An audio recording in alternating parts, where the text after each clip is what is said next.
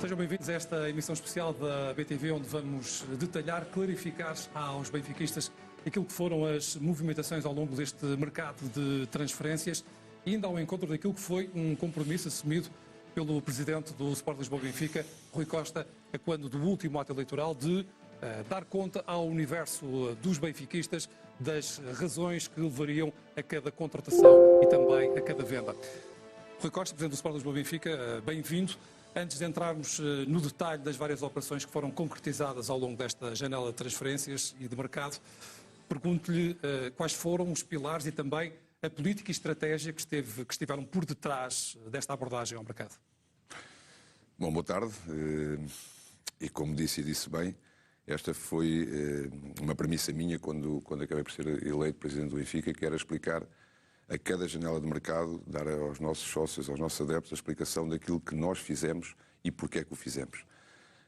Tal não aconteceu em janeiro do ano passado, da época passada, unicamente porque fizemos apenas um empréstimo e, portanto, eu achei que não havia justificação para estarmos a fazer uma conferência de imprensa ou uma reportagem ou uma entrevista sobre um único empréstimo, uma única ação de mercado e que foi Jetson nesse caso e que foi dado a conhecer publicamente.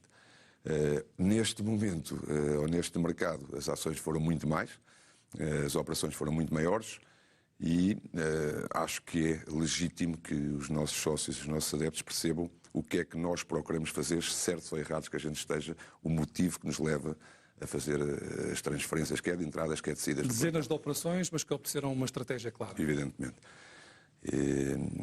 Vai ao encontro do plano que nós traçámos para o clube, o plano que nós traçámos para a equipa profissional de futebol, que não está concluído, não ficou concluído, mas deu um passo gigante para aquilo que nós pretendemos no futuro do Benfica, sendo que tínhamos consciência que teríamos que fazer uma reestruturação no plantel, com variedíssimas premissas, e que era quase impossível que tudo ficasse na perfeição, com tantas operações que tínhamos para fazer, que tudo ficasse na perfeição na primeira janela do mercado. E, por outro lado, deixem-me dizer que eu nunca considero que um plantel esteja completo.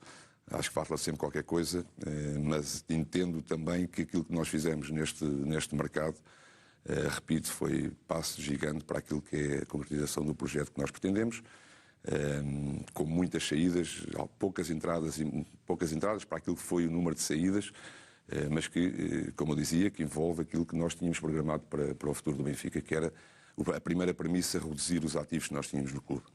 E desde logo saíram definitivamente da folha salarial do Benfica cerca de 29 atletas e, portanto, essa era uma das premissas, sendo que, e passo aqui, volto aqui um bocadinho atrás, principal coisa, dar qualidade ao plantel do Benfica, e eu acho que isso também foi uma coisa conseguida, que iremos ver agora depois daqui quando explicarmos as ações que fizemos neste mercado. Não se tratou de uma limpeza, como foi eventualmente falado aqui e ali fora do Benfica, naturalmente, mas sim de uma renovação, de uma reformulação competitiva. Não há limpezas porque nenhum jogador do Benfica é lixo.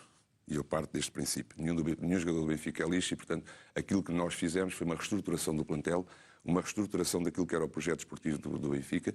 Repito, desde logo introduzir qualidade no plantel, reduzir os ativos que nós tínhamos na folha salarial, sem nunca perder o foco desportivo. Portanto, este foi sempre a nossa balança, mas nunca considerando que isto seja uma limpeza, porque aqui dentro não há limpezas, há reestruturações. O jogador do Benfica nunca será considerado lixo por ninguém e por nenhum adepto do Benfica. Maior competitividade com uma massa salarial mais reduzida. Primeiro objetivo, maior competitividade, maior qualidade. E dentro desse exercício, a possibilidade também de reduzir aquilo que era a folha salarial. Creio que hoje estejamos todos de acordo que este plantel é mais homogéneo, é mais coeso e tem mais qualidade do que o plantel do ano passado, independentemente de hoje estarmos a viver um momento até de felicidade e tudo parecer maravilhas, sabendo que o ano vai ser muito longo, e que não vai ser todos os dias assim. Tem muitos obstáculos. Mas a nossa consciência diz-nos que este plantel está mais forte, tem muito mais ativos para o presente e para o futuro, quer desportivos, quer financeiros, e ainda assim conseguimos reduzir a massa salarial em cerca de 21%, na ordem dos 15 milhões de euros, que não será este número tão elevado, porque o próximo passo será a renovação dos nossos jovens jogadores, e, portanto, não andará na ordem dos 15 milhões de euros, ou dos 21%, mas andará na ordem dos 16%, 17%, quando o objetivo inicial seria alcançarmos cerca de 10%, 12,5%. Ainda que o número dos jogadores, que o Rui Costa, como presidente, sempre apontou um número mais reduzido em termos de plantel, ainda assim esteja nos 30. O que é que falhou? Certo. Essa é uma parte que, dentro do projeto, portanto, e dentro desse projeto, ponto principal, aportar qualidade à equipa. Ponto número 1, aportar qualidade à equipa e apontar tudo à parte desportiva. E dentro disto, temos vários pilares para a condução desse processo. Um deles era, efetivamente, não ultrapassar o número de 27 jogadores no plantel. Portanto, eu sou da opinião que um plantel com entre 25 e 27 jogadores é mais do que suficiente. Dentro disso, uma lógica clara de que não iríamos ter e não vamos ter no plantel mais do que 21 jogadores vindos contratados. Portanto, a partir do 21, ou para completar um plantel, teremos sempre os nossos jovens jogadores do nosso Benfica Campos, portanto, na aposta da formação, e nunca superando os 21 aquisições. O número ideal, para mim, até será o 20 e não o 21, mas há aqui uma margem para um plantel que chega até aos 27 elementos, por exemplo. Neste momento temos 30 jogadores no plantel, fugimos aqui um bocado à regra daquilo que eu pretendia. Mas o ano também é típico, vale a pena há aqui duas vertentes que explicam um bocado isto e sem desculpas. Uma delas é, se nós olharmos para o plantel com 30 jogadores, temos neste momento 3 lesionados, onde Lucas Veríssimo, esperemos nós que após a pausa para o Mundial já esteja em condições, portanto, se não contabilizamos neste momento dentro do plantel o Lucas Veríssimo, portanto, passamos a 29. Infelizmente para nós, no último jogo antes de viajar para Lisboa, João Vítor teve uma lesão que não é complicativa em termos do seu futuro futebolístico, mas é complicativo em termos de recuperação e que está a demorar mais tempo. Foi uma reincidência? Não, está a demorar mais, acima de tudo está a demorar mais tempo, é uma lesão chata de curar, portanto, assim eu chamo, até por conhecimento próprio, e que neste momento também não está ainda inserido no plantel, e quando voltar, que esperemos que seja breve, mas terá também o seu tempo de adaptação e aos sistemas táticos, àquilo que é a forma de trabalhar de Roger Smith, e de consequência estamos em 28 e a lesão do Morato na véspera de terminar o mercado.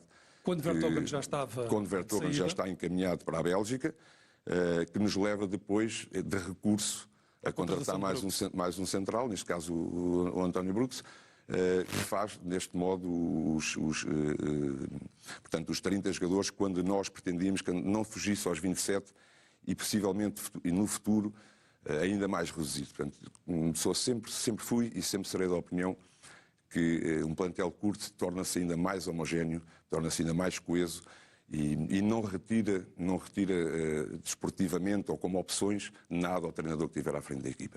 E, portanto, neste item não conseguimos chegar ao número que nós queríamos, mas também temos explicação para isso. Por outro lado, como também sabem, pela pausa do Mundial que acontecerá já em novembro, tudo se vai jogar, ou muito da época se joga até esta altura. E nomeadamente aquilo que é fase de grupos da Liga dos Campeões. E, portanto, Roger Smith não está de todo incomodado do número de jogadores que tem à disposição neste momento, precisamente porque, com os três jogadores fora de combate que nós temos, com a panóplia de jogos que iremos ter até início de novembro, e uma sequência enorme, portanto, estamos com um número que satisfaz neste momento Roger Smith, e essa é a parte principal. O treinador tem que estar satisfeito com aquilo que tem à disposição, não pode ter nem mais nem menos do que aquilo que ele acha, ele, neste caso o treinador do Benfica, acho que é o ideal para conduzir o processo. E com novos jogadores da formação a entrarem na equipa? Premissas também dentro desta construção de plantel. Para além dos 21 jogadores que não podiam ser mais do que, não quero que sejam mais do que 21 jogadores contratados, é ter um núcleo que venha do ano anterior, e portanto nesse aspecto temos 15 jogadores que vêm do ano anterior, um número de portugueses que dê sustentabilidade ao nome do Benfica, dentro do balneário, que faça conhecer àqueles que chegam de fora o que é o Benfica, e portanto esse número é estimado em 9, temos 13, e em termos de formação o objetivo é ter sempre à ordem de 5 jogadores da formação no nosso plantel. Nós este ano batemos o recorde com 9, e desses 9, deixem-me dizer que apenas Samuel ainda não foi estreado numa competição oficial, os outros 8 já foram utilizados, onde Morato, António, Florentino, Gonçalo Ramos, o próprio Diogo Gonçalves tem tido uma utilização constante na equipa, ainda com Paulo Bernardo dentro deste lote, e Moreira, que está no seu processo, Diego Moreira, que está no seu processo, e falta-me aqui o Henrique Araújo, que é uma das nossas setas também, e dentro disto só Diego Moreira, que está no seu processo de crescimento, fez agora 18 anos, e portanto Diego Moreira e Samuel são os que têm menos. O Diego Moreira já se estreou na Liga dos Campeões, enquanto Samuel ainda não se estreou oficialmente, e acredito que ainda o possa fazer. Vistos estes pilares e muito da política que norteou esta abordagem ao mercado, há pouco o Presidente do Benfica falou que o treinador estava tranquilo com os 30 jogadores que tem à sua disposição. Comecemos precisamente pelo treinador. Faz sentido porque foi a primeira contratação neste projeto que está em desenvolvimento. Sim, no fundo é a primeira contratação e é o primeiro pilar deste projeto, porque quando traçámos aquilo que nós queríamos para o clube, traçámos evidentemente aquilo que era o perfil do treinador que nós desejávamos. E dentro deste perfil, muito se discutiu se era português ou se era estrangeiro, nada contra os treinadores portugueses, antes pelo contrário, até percebo porque é que se levantou tanto essa questão. O treinador português é mais do que válido. Ultimamente no Benfica temos tido só treinadores portugueses, mas por outro lado também não percebo porque naquela fase tanta questão levantada à volta de um treinador estrangeiro, quando a história do Benfica e a história vitoriosa do Benfica passa também por muitos treinadores estrangeiros. Bom, e a razão principal de Roger Smith, como sempre e como todas as questões que nós ponderámos no nosso projeto, o primeiro aspecto é a qualidade. E aquilo que nós vemos em Roger Smith é uma enorme qualidade de jogo. Nós pretendemos e para o clube um jogo atrativo, um jogo ofensivo, e eu pessoalmente, assim como a nossa estrutura, conhecíamos muito bem este treinador. Confesso que inicialmente não era o treinador apontado, porque não sabíamos sequer que ele estaria livre do PSV. A partir do momento que tivemos a notícia que ele poderia não renovar pelo PSV, fizemos uma pequena abordagem para saber da sua possibilidade. Para nosso espanto, felizmente, um interesse enorme de Roger Smith também em poder treinar o Benfica. E a primeira conversa que eu tive com ele, portanto, repito, era um treinador que eu já conhecia do passado. Nós tivemos 2 eliminatórias com eles, com equipas de Roger Smith.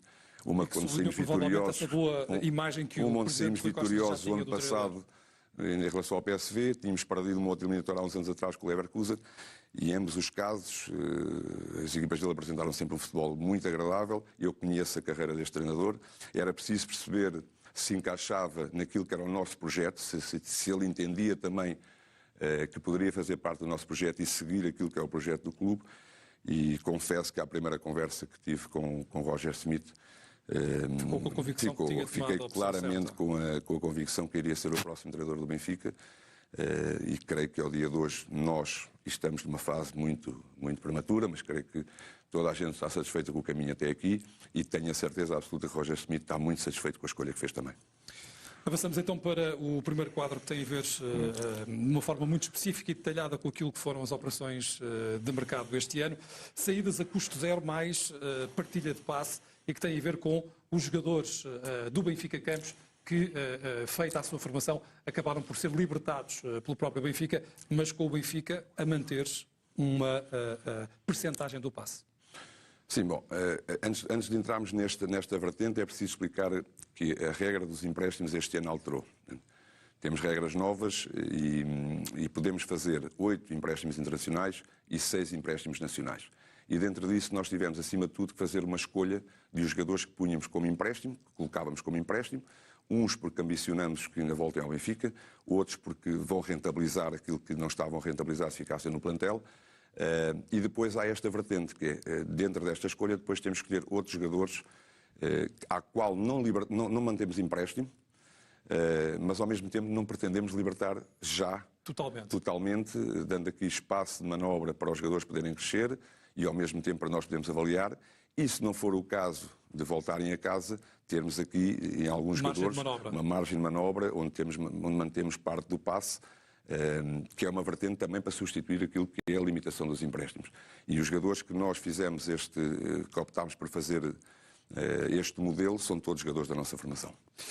Avançamos para os empréstimos ainda dentro do contexto da formação, que tem a ver com os empréstimos feitos a jogadores que continuam a pertencer ao Benfica, mas que vão rodar no Campeonato Nacional. Caso de Tomás Araújo, caso de Sandro Cruz, caso de João Ferreira, caso de Rafael Brito, caso de Tiago Gouveia, jogadores que inclusivamente já jogaram o ano passado na equipa principal do Benfica, mas que este ano a opção foi por fazê-los rodar na Primeira Liga, por forma a estarem, por um lado, próximos e, por outro, certo, evoluírem. Não, e por outro lado, ainda há outra vertente aqui também. Por outro lado, nós estamos a falar ali de 5 jogadores da nossa formação, que é um dos objetivos, é que nestes 8 empréstimos internacionais e mais 6 nacionais, portanto, nestes 14 empréstimos que nós podemos fazer, que haja uma percentagem altíssima de jogadores da formação. E a explicação é muito fácil, não só pela aposta que fazemos na formação, mas como também que quando um jogador é emprestado que não seja da formação, é porque alguma coisa no processo dele na primeira equipa correu mal e, portanto, temos que voltar, temos que emprestar, muitas vezes para valorizar o jogador, outras por recurso. Neste momento, nós em Portugal, dos 6 empréstimos que podíamos fazer, fizemos 5. 5 jogadores da nossa formação, como eu disse, um deles campeão da Europa na Youth League, já tinha feito um ano na primeira equipa, como é o caso do Tomás, mas optámos por colocá-los na primeira divisão para lhes dar mais um passo de crescimento e não estarem nem na situação de estarem no plantel principal sem terem utilização e, portanto, estagnando aqui o seu crescimento e, ao mesmo tempo, são jogadores que já tinham feito mais do que um ano na equipa B e chega ali uma altura que tens de dar um passo diferente para perceberes a tua evolução ou não, e esse passo é a primeira divisão. São jogadores que não deixámos ir para o estrangeiro para estarem perto de nós, claro, para jogar o campeonato que nós esperamos que, se não todos, que alguns deles possam voltar a casa e já estão prontos para o campeonato nacional, porque já fizeram um ano de campeonato nacional. E estes 5 jogadores que foram emprestados, nós temos essa expectativa. Faltaria um 6º empréstimo que deixámos em aberto para poder ocupar na janela de janeiro, se tivermos necessidade disso, com mais algum jogador. Jovens com potencial, vamos ao capítulo das transferências que o Benfica efetuou ao longo desta janela de mercado. Pedro Pereira para o Monza, Jota no Celtic, já estava emprestado, o Vukotic, Jetson, Nuno Santos, Vinícius, Embaló, vários jogadores que por um lado estavam emprestados, por outro lado acabaram por concretizarem-se as opções de compra durante ou no findar desses mesmos empréstimos e depois, relativamente a jogadores que estavam no plantel principal, há aqui nomes que se destacam e que vale a pena também olhar com alguma particularidade. Falo naturalmente de Darwin, falo de Everton, e também Yaramchuk. Presidente Rui Costa, até que ponto é que, perante este quadro, quer fazer uma avaliação daquilo que foi as opções tomadas? Bom, já iremos aos pesos mais pesados em relação a este quadro. Salta à vista também quantos jogadores da formação estão ali. E é aquele primeiro quadro dos 50-50, das cedências a 50-50, justifica muito deste quadro também. Ou seja, se os jogadores já não têm ingresso na equipa principal do Benfica, vai chegar a um patamar que não vale a pena mantê-los nos nossos quadros. E salta à vista aqui, por exemplo, um Jota, que é formado por nós desde os 8 anos, foi para a Escócia com um empréstimo com opção de compra da parte do Celtic, fez uma época brilhante, de facto, na Escócia, e o Celtic acabou por fazer a opção. Sendo que o Benfica continua a ter parte do passe. Era o que eu ia referir, é que em todos estes jogadores também o que se nota é que, mesmo apesar de libertarmos por completo com vendas, acabamos por manter parte do passe e seguir o futuro deles e tirar, obviamente, a expectativa é conseguir tirar mais dividendos ainda das suas transferências. Olhamos então para aquilo que foram as transferências de jogadores que o ano passado fizeram parte do plantel principal e que brilharam nos relevados nacionais e na Liga dos Campeões. Fala então de Yaramchuk, Everton e Darwin. Rui Costa, até que ponto é que estes valores, enfim, o Darwin é indiscutível, a pergunta tem que ser feita ao contrário, até que ponto é que seria possível manter o Darwin? Eu acho que estamos a falar de uma das transferências mais altas do mercado atual. Não esquecer que, apesar de felizmente hoje vivermos de uma forma já mais livre, estamos a sair ainda de uma situação pandémica onde travou e de que maneira o mercado internacional do futebol. E, portanto, se chegar ao ponto de fazer uma venda de 75 milhões de euros mais 25, que temos essa expectativa de alcançar no Darwin, eu acho que tem pouca discussão. Portanto, isto podemos estar aqui, a falar daquilo que muitas vezes não é relevada. No mercado podemos discutir aquilo que quisermos. Há coisas que é difícil discutir. Estamos a falar em 100 milhões de euros numa transferência de um jogador e, portanto, olhando para o mercado internacional, Darwin está no patamar mais alto das transferências este ano e, portanto, está mais do que justificado e não havia nem sequer condições para... Porque as pessoas têm que perceber, há aqui uma parte das transferências que as pessoas têm que saber também, que é aquilo que o jogador pode ir oferir para onde vai. E, portanto, nós manter Darwin era completamente impossível, quer por valores de entrada no clube, quer, acima de tudo, também por os valores que o Darwin iria ter no Liverpool e que nós era completamente... patamares 4, 5, 6 vezes superiores. Às vezes até mais. Muitas vezes até mais. Em relação ao Everton, é indiscutível a qualidade deste jogador. Portanto, quando o Benfica contratou este jogador, era um titular da seleção do Brasil, portanto não podemos estar aqui a discutir o valor do jogador. Mas à semelhança também com o Yaremchuk, a única coisa que é discutível é a adaptação ao clube, a adaptação ao país. Portanto, e Everton não teve a adaptação esperada nem por nós nem por ele ao Benfica. Excelente jogador e tenho a certeza absoluta que agora no Brasil irá demonstrar isso mesmo também. Mas chegámos aqui a um patamar que considerámos que a saída de Everton para a entrada de um outro extremo, que neste caso até foi Neres, seria uma mais-valia. Seria uma mais-valia para nós e seria também uma mais-valia para e assumindo frontalmente uma perda de dinheiro relativamente àquilo que tinha sido investido. Esse era um dos planos do clube, não era perder dinheiro. Não é uma questão de perder dinheiro. Mas consideramos que é ganhar dinheiro a fazer stop losses em determinadas situações. Estes dois casos são paradigmáticos. Portanto, no caso do Everton, no caso do Yaremchuk, não fizemos vendas aos valores que pretendíamos na altura das suas contratações. Esperávamos que viesse a ser uma mais-valia substancial. Tal não aconteceu, mas ao mesmo tempo ficarem no plantel com menos utilização, no próximo ano essa valorização seria cada vez menor. E, portanto, aceitámos que partimos destes princípios também, que numa reestruturação de um plantel tem que se fazer com cabeça, tronco e membros, sim, tem que se pensar também nos aspectos financeiros, como é óbvio, mas dentro do plano desportivo, fazer stop losses nestes casos era o indicado e não estou de todo arrependido destas manobras. Acredito até que para aquilo que está o mercado e para aquilo que são as expectativas dos próprios jogadores, acho que estes valores estão bem altos em termos daquilo que é o mercado internacional neste momento. Foi no tempo certo e no valor certo. Já em relação a Yaremchuk, por exemplo, a questão da guerra que acabou por uma palavra só exatamente, uma palavra só de apreço a todo o trabalho que Yaremchuk teve no Benfica. As pessoas não fazem a menor ideia do que este rapaz passou ao longo desta última época, portanto, desde logo muda de país, sai da zona de conforto dele, que ele estava muito habituado na Bélgica, sai da zona de conforto, vem para um clube desta dimensão, tem alguma dificuldade de adaptação inicial, até em relação à língua e por aí fora, e depois, numa altura que se está naquela fase de dar espaço de manobra para que esta adaptação seja perfeita, inicia uma guerra no país dele, com os pais no meio da guerra. Eu posso adiantar, e o Romano não vai levar a mal,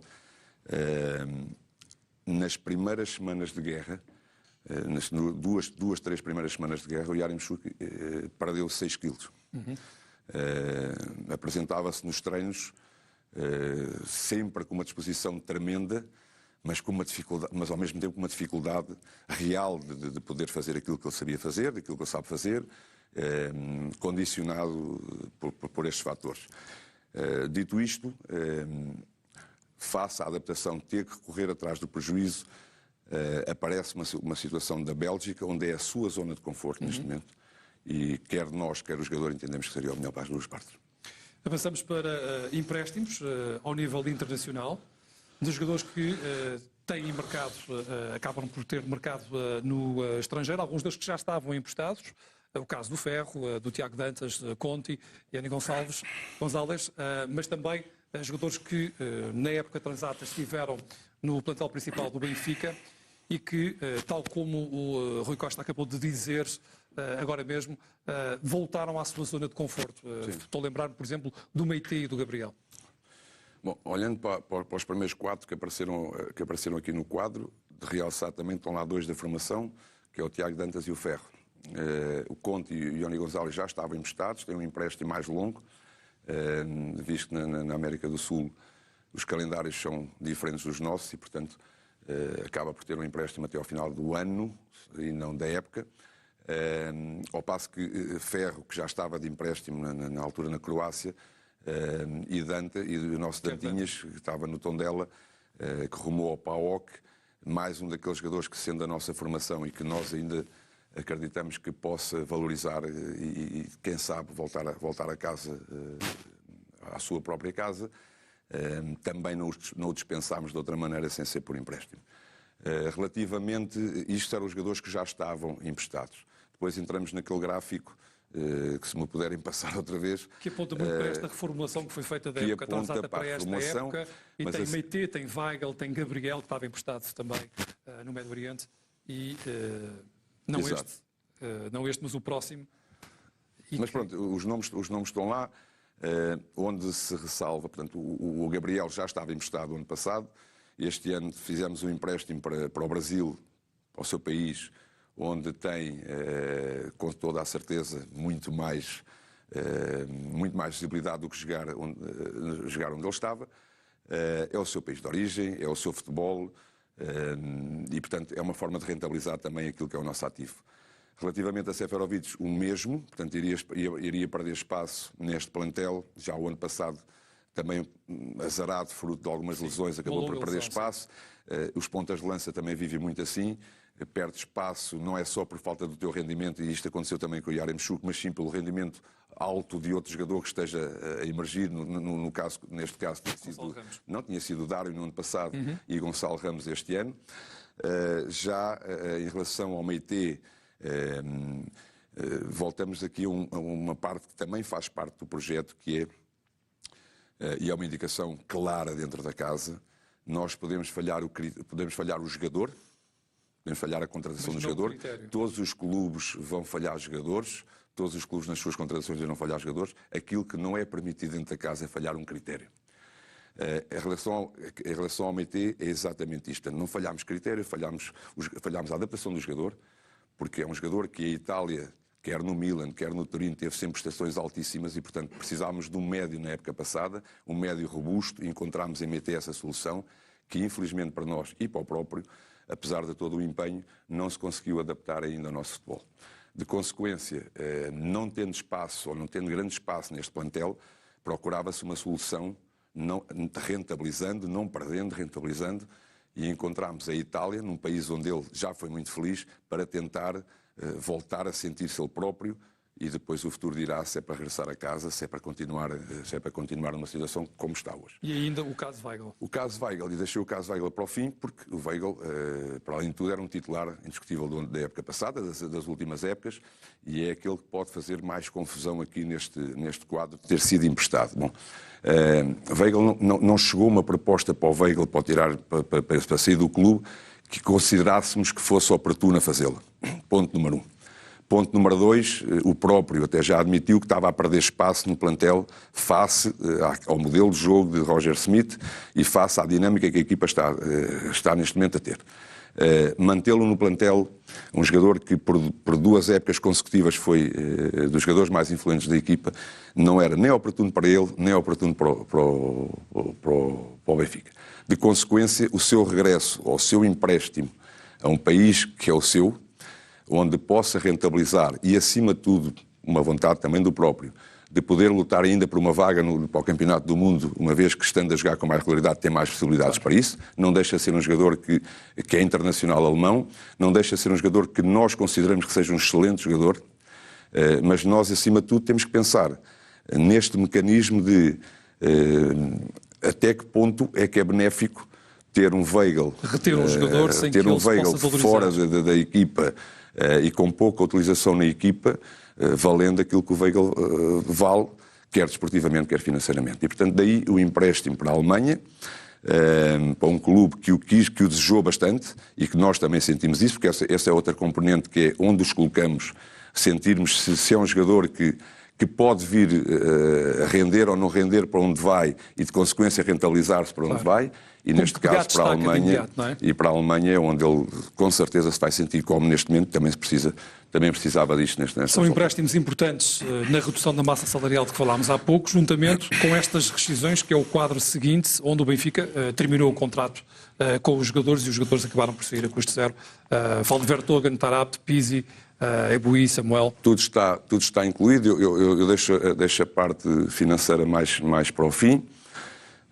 Neste caso, as rescisões, portanto, Eboué já estava emprestado, o Samuel assim estava também, e portanto decidimos cada um seguir o seu caminho, desejando as maiores felicidades aos atletas, como é óbvio, e depois entramos aqui em 3 jogadores que têm feito parte durante os anos na equipa principal do Benfica. Desde logo Pizzi, que ano passado, em janeiro, acabou por ser emprestado para a Turquia, e que é um jogador que nos merece o maior respeito. Aliás, não há nenhum daqui que nos mereça esse respeito, mas Pizzi tem um historial no clube diferente de muitos outros atletas. Muitos títulos. Tem muitos títulos e tem um currículo e uma postura dentro do clube, pese embora no passado tenha sido muito atacado por coisas que, volto a dizer e volto a repetir, e com toda a garantia aos nossos adeptos, de forma injusta. Pizzi sempre foi um elemento dentro da casa respeitado por toda a gente. Basta percebermos na saída dele a quantidade de colegas que se manifestaram e que lhe desejaram as felicidades, para se perceber o carinho que o balneário tinha por Pizzi, excelente jogador, mas que chegou a um patamar que já não cabia, iria perder muito espaço no plantel principal, e de consequência foi também à procura dos últimos anos de carreira dele, e o Benfica ele próprio entendeu que precisava de um outro desafio. E o Benfica respeitou isso.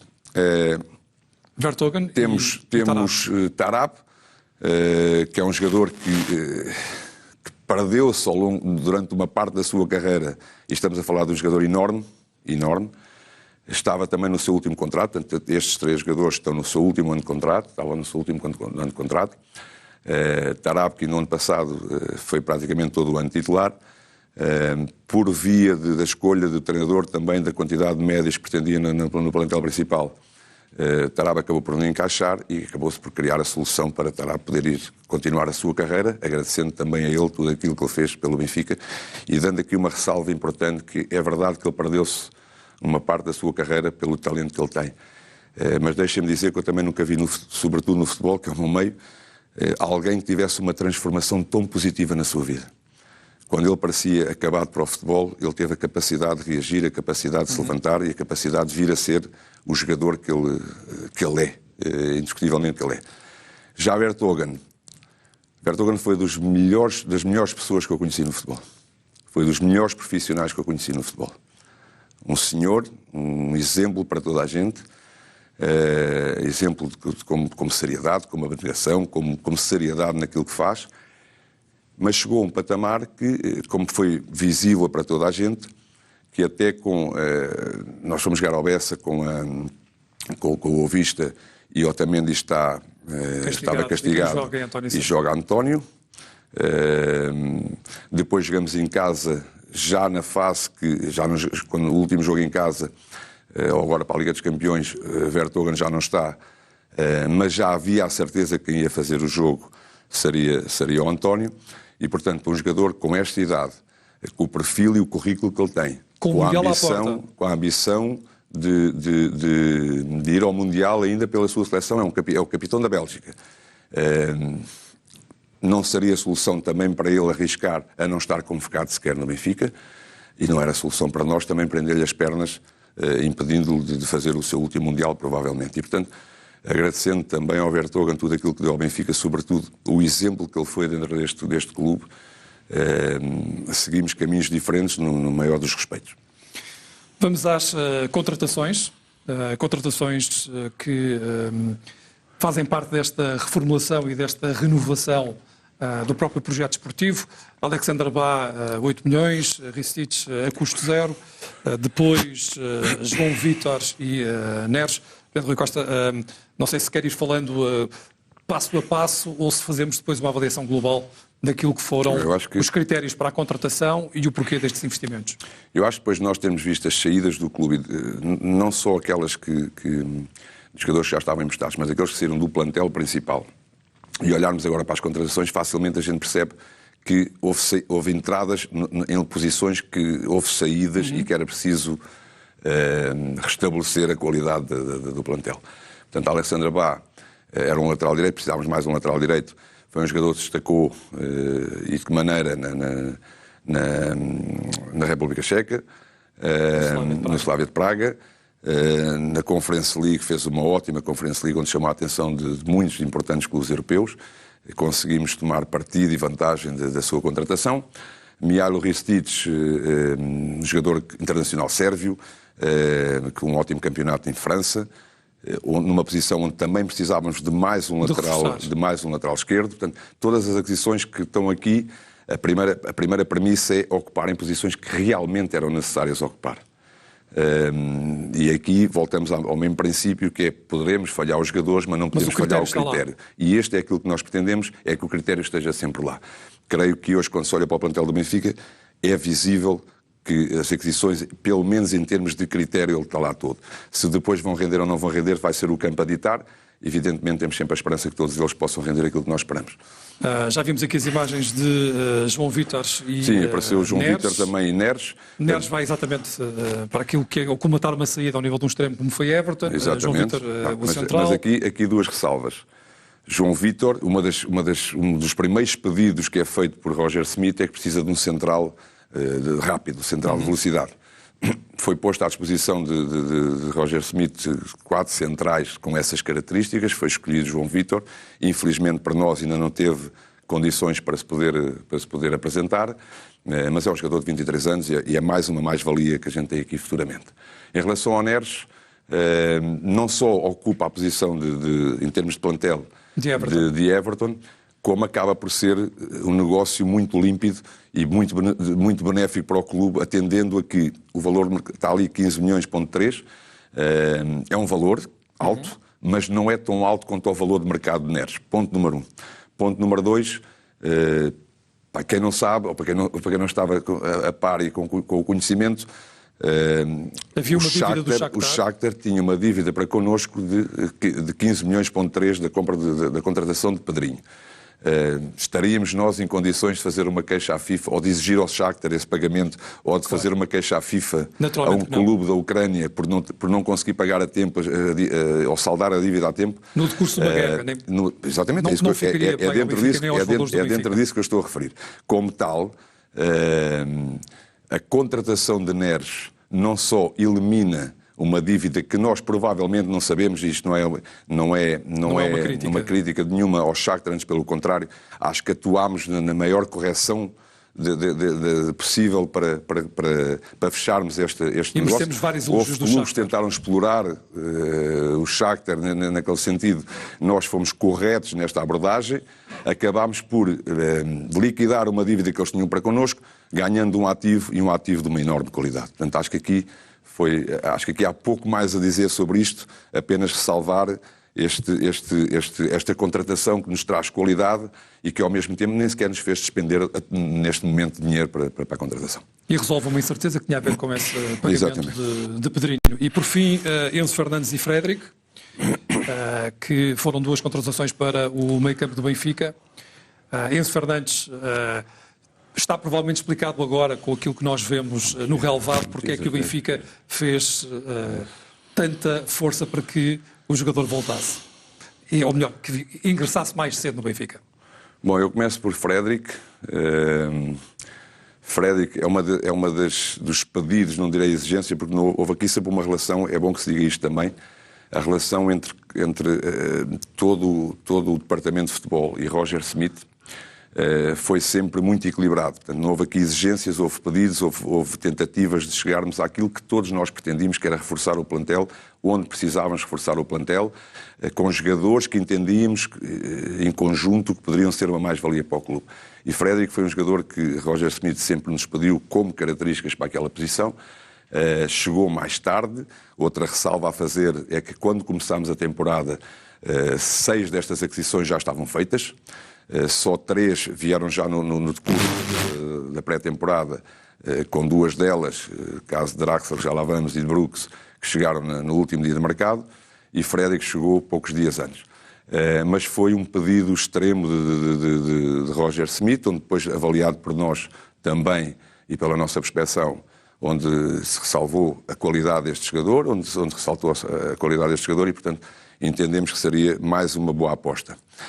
Em relação a Enzo Fernandes, é neste momento a aquisição mais cara, se chegarmos aos patamares totais, e acredito plenamente que vamos ter que pagar aquele valor, porque era mau sinal para nós se não tivéssemos que pagar aquele valor total, até porque está incluído também prémios de campeão nacional e por aí fora, portanto seria mau sinal para nós se não tivermos que pagar estes valores ao River Plate neste caso.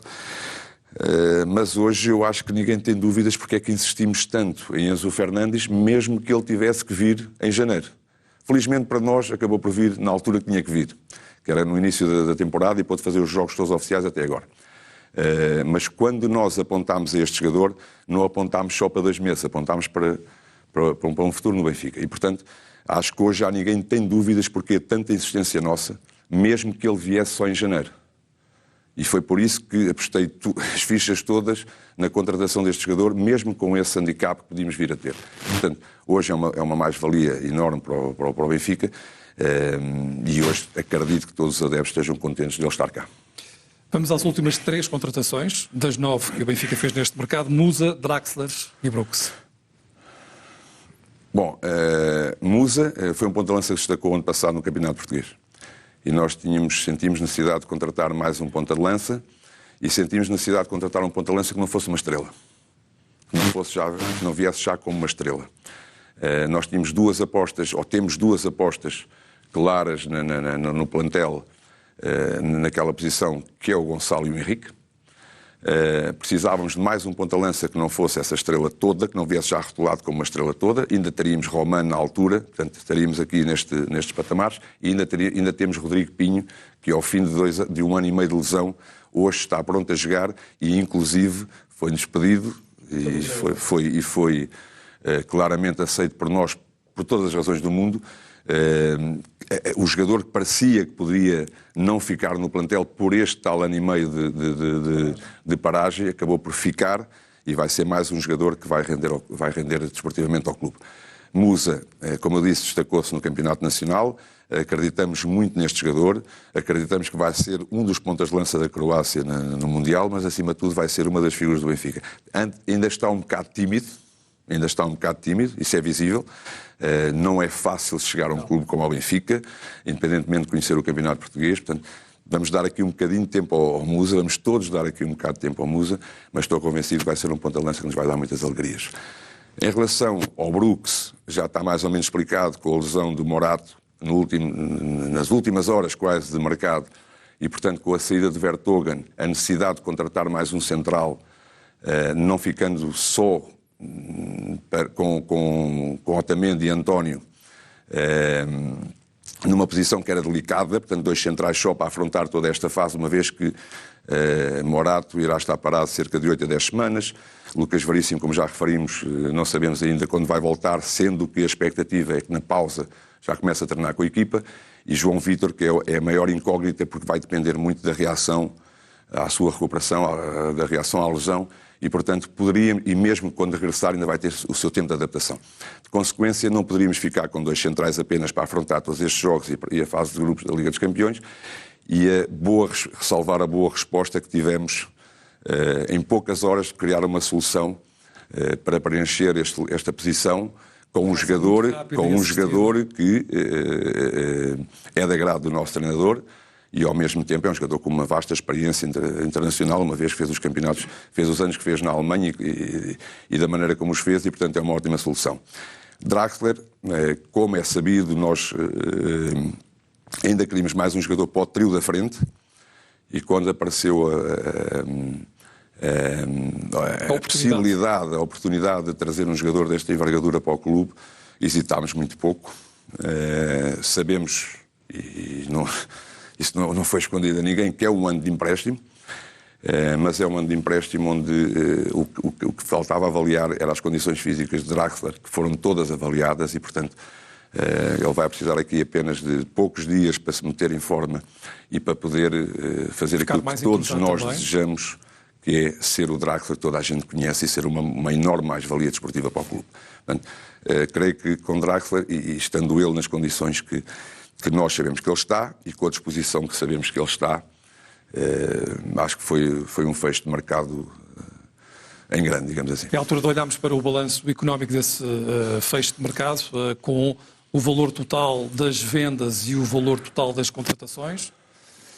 Contratações que ascenderam a 63,8 milhões de euros e, do ponto de vista das vendas e comparando também compras e vendas, há aqui uma diferença substancial em que o Benfica gasta praticamente menos de metade relativamente àquilo que foram as vendas de jogadores ao longo deste mercado de transferências, com particular destaque para Darwin Núñez, que rendeu 75 milhões de euros e depois também com uma possibilidade de prémio em termos de bónus, de aumentar essa mesma contratação, ou melhor, essa mesma venda para 100 milhões de euros e a pesar bastante nesse resultado global. Mas pedia este quadro em que olhamos para a avaliação final, quer de contratações, quer de transferências, em que temos o valor das contratações e das transferências em comparativo e que nos permite ter uma ideia daquilo que foi o esforço de investimento ao longo deste mercado de investimento, de transferências. Bom, neste caso, e antes que haja aqui algum equívoco, nós fizemos de facto 128 milhões brutos, com mais 33 milhões em suspenso, mas há que salvar que aqui é impossível fugir a isso, nem nós nem ninguém consegue fugir a isso. Aí está a reter 10% de comissões, que não há hipótese, digo abertamente, porque não quero que se pense que queira esconder aquilo que seja. 10% de comissões nestas transferências de saídas são inevitáveis.